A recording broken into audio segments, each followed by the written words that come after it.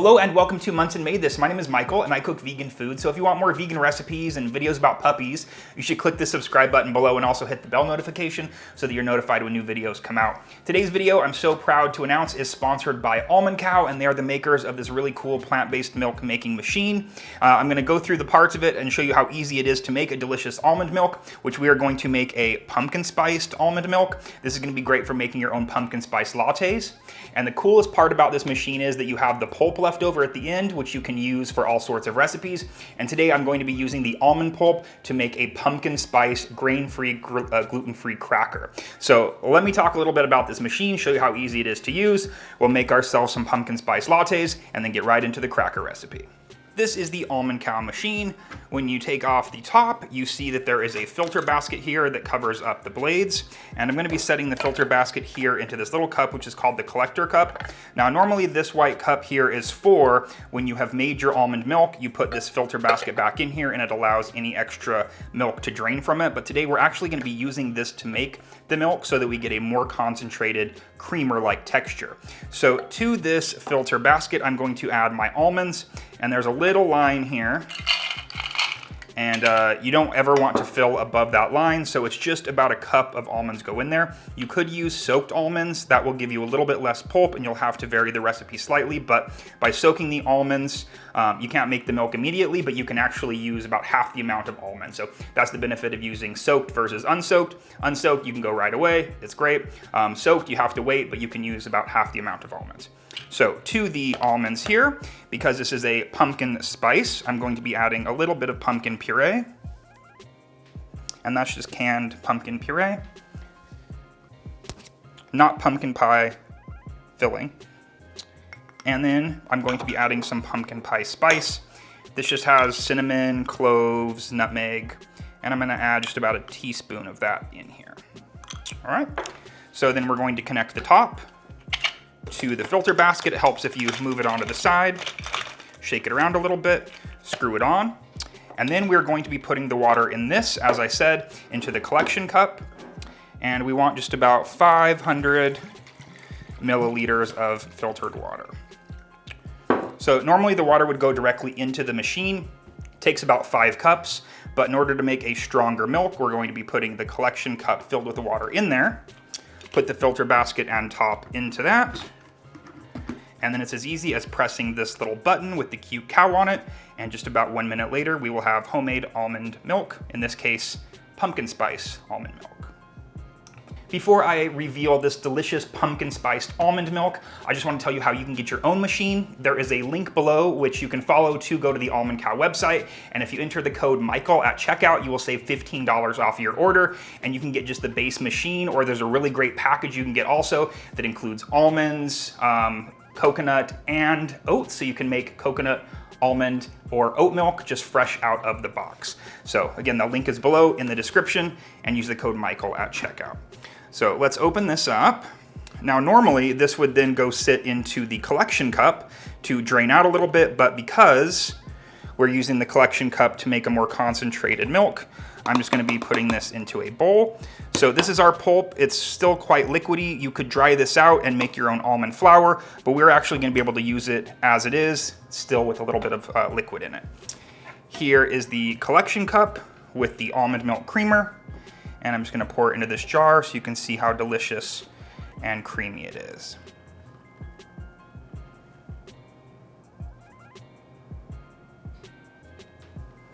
If you wanted to dilute this, you could. You could add about 3 more cups of water to this, or maybe about 2.5 cups.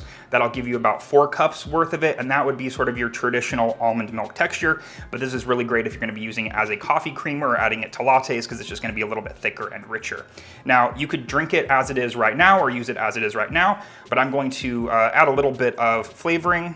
I have some vanilla extract and a little bit of agave syrup, and this is just gonna sweeten it up a little bit and make it taste a little bit more like what you get from your favorite coffee shop. That sounds like such a Food Network thing to be like, use the generic name of things. So I'm just gonna put this lid on here, shake it up, and while the machine was making my almond milk, I made some espresso. So I'm just going to pour a little bit of this creamy pumpkin spice almond milk in here. And then I'm gonna top it with ice. It's still pretty warm here in Vegas, so that's why I'm making an iced one today. But you could easily heat the almond milk. You could easily just heat it on the stove, microwave it. If you had some sort of frother, that would work really well as well. So in just about a minute or two, we took fresh almonds, we took pumpkin puree, some seasonings, and now we have this delicious, creamy pumpkin spice latte, which you're unable to get at your favorite coffee shop because they don't actually have vegan versions of pumpkin spice lattes. So that's really good. Well, this is gonna give me the energy I need to make the next recipe, which is taking this delicious almond milk pulp, pumpkin spiced almond milk pulp, and using it to make a delicious grain-free and gluten-free cracker. So let me move this stuff aside, bring everything I need for that, and then we'll have crackers in just a few minutes. I have everything I need here to make my pumpkin spice grain-free, gluten-free crackers, starting with my pumpkin spice almond pulp. Now there's still liquid in there because we just made the pumpkin spice latte. You could use dry almond flour or almond pulp. Say you made your almond milk ahead of time, you dried this out in an oven. You would just need to add a little bit more liquid a little bit later on. So to this, I'm going to add a little bit more pumpkin puree. These are pumpkin spice crackers after all. And because of the liquid that's already in the almond pulp and because of the pumpkin, we're not really gonna add too much more. Let's start adding the dry ingredients as well. I'm going to be adding some ground flaxseed, and this is gonna help become a binder. It's gonna be like a flax egg. I'm going to add some coconut flour. Again, this is grain-free and gluten-free. And then cassava flour. If you didn't want to get cassava flour or coconut flour, you could use a gluten-free baking flour. That would work great, although it wouldn't be grain-free. If you're not worried about gluten-free or grain-free at all, you could just use all-purpose flour. The full recipe for this is gonna be on monsonmadethis.com, and I will have the link for that below. Let's go on to the seasonings. Nutritional yeast, which I pretty much add to everything. Some garlic powder and onion powder. And finally, some Bragg's liquid aminos. Now, I came up with this recipe because of a brand of gluten-free, grain-free crackers I saw in store, and they're about like $7 for a box, not a very big box. And so knowing that I had this almond pulp on hand from making my own almond milk, I was pretty much halfway there. So I just experimented with ratios and tried different seasonings, and this is what I came up with, and I think it's great. It's actually really comparable to the one that I bought in store because I had to buy them to try them. But I'm gonna add a little bit of water, just about a quarter cup. You don't need much because again, the almond pulp that we're using already has quite a bit of liquid in it. So I'm gonna mix this up the best that I can. Here in front of the bowl, I also have some everything seasoning and I have some pumpkin seeds. These are gonna be going on top once we get them turned into crackers. You could add them at this point if you wanted, but to make this recipe, you actually need to divide this dough up into three. You're gonna be making it 3 times, so you could essentially make 3 different flavors of crackers, and the best way to do that is to just add a different seasoning on top. So we're gonna do an everything seasoning, and we'll just do a basic pumpkin seed. All right, so this is what you want the dough to look like. It will hold together without being too sticky. And that's pretty much it. So I'm gonna clean up my area here. I'm gonna get my baking sheet with a Silpat, and then I'll show you how you turn this into crackers. I have my Silpat, or you can use parchment paper or any type of non-stick liner, and I have a baking sheet, but we're not going to do it the traditional way. We're actually going to be flipping the baking sheet upside down and putting the Silpat on the back. And that's just so that we can remove the Silpat a little bit easier. Also, it stays fully flat because the size of my baking sheet causes the Silpat to come up on the edges a little bit, and we're gonna go pretty close to the edge. So I'm actually gonna put the baking sheet aside while I get the crackers ready. Now, we have a lot that we can do at this point. We could have even made it without the pumpkin, and we could have just a plain flavor, but because we're in that pumpkin direction, we're gonna kind of stay in that vein, although it's not an overpowering pumpkin flavor. You could add curry powder in here. You could add spices, like, it's up to you. This is just like a really basic dough. And again, we can add stuff to the top as well to make variations. We can cut them into different shapes. So many options. But this dough, as I mentioned a second ago, is that you are going to be dividing this up into 3 portions because we want them thin, and you want 1/3 of the dough per batch for each baking sheet. So this is, I think it's called a half baking sheet. I think that's what it is, like a half-size baking sheet. So for this, you want 1/3 of the dough. So I'm just dividing it up into 3 sections, and then we're going to place it onto the Silpat. We're gonna get our hands dirty, as I already have. You could try to use a rolling pin. I found that one time when I used a rolling pin, it worked fine. The next time I used a rolling pin, it kept sticking to the rolling pin, and I found that actually just doing it by hand was a little bit easier. So you're gonna take a minute or 2 and just press this out, and you're gonna want to get this pretty much as thin as you can without being able to see through it. My oven is already preheated to 350, and these are gonna go in there for about 12 minutes. On this side, we're going to carefully flip them over onto the back of the baking sheet, and then we're gonna bake them for another 15 minutes. We'll be actually cutting them first as well before they go into the oven. And then they will be perfect, delicious, grain-free, gluten-free crackers made with our free almond pulp. I wasn't kidding when I said that it takes a minute. Again, rolling it out, you would probably have an easier time of getting it to an even thickness, but I feel like it sticks a lot and is more trouble than it's worth. So just take a minute, put on some music, just keep pressing it out. We want this as thin as we can possibly get it without seeing through it or without it breaking. It does take a minute, I'm not gonna lie, but I'm kind of like a perfectionist when it comes to making sure it's the right thickness. So I try to get it to the edge of the Silpat, which is about kind of like an inch from the edge. Now I'm gonna use a pizza cutter. You really shouldn't cut directly on a Silpat, but we're gonna go very lightly. And this is just so that I can cut the crackers into little squares. I'm trying not to like push too hard or pierce the Silpat. It's okay if they're uneven. It's a natural cracker. And we're gonna just turn that into little squares then. And I'm gonna come along this edge as well. Go the other way.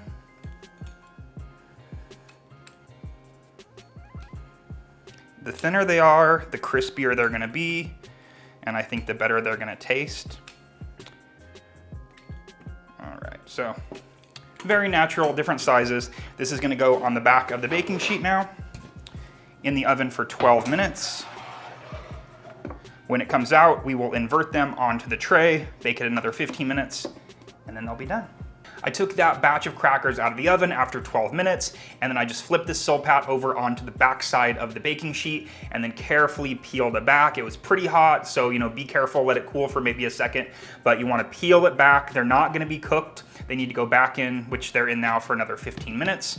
While that first batch is cooking, I guess, I can work on getting the second batch flattened out because I only have 1 Silpat.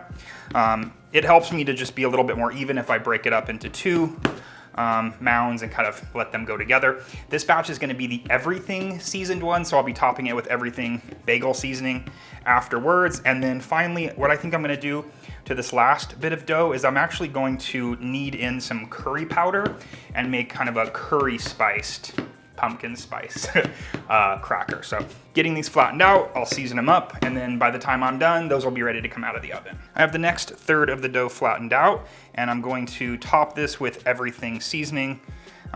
It's got sesame seeds, it's got onion, garlic. It's what would be on top of an everything bagel. So I'm just sprinkling this all over the top, and then you could use your hands and continue to pat down like you have been. And be pretty generous with this stuff as well.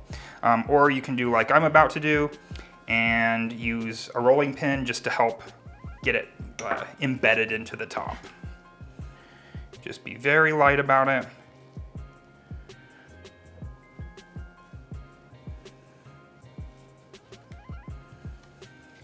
The last batch also I cut with the pizza cutter into little squares.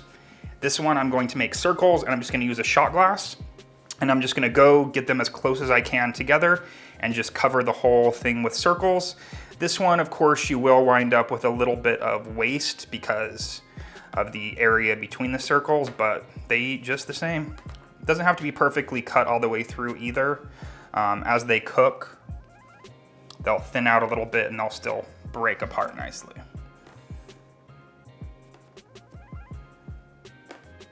You're gonna wanna start maybe checking your crackers to see if they're done at about 12 minutes.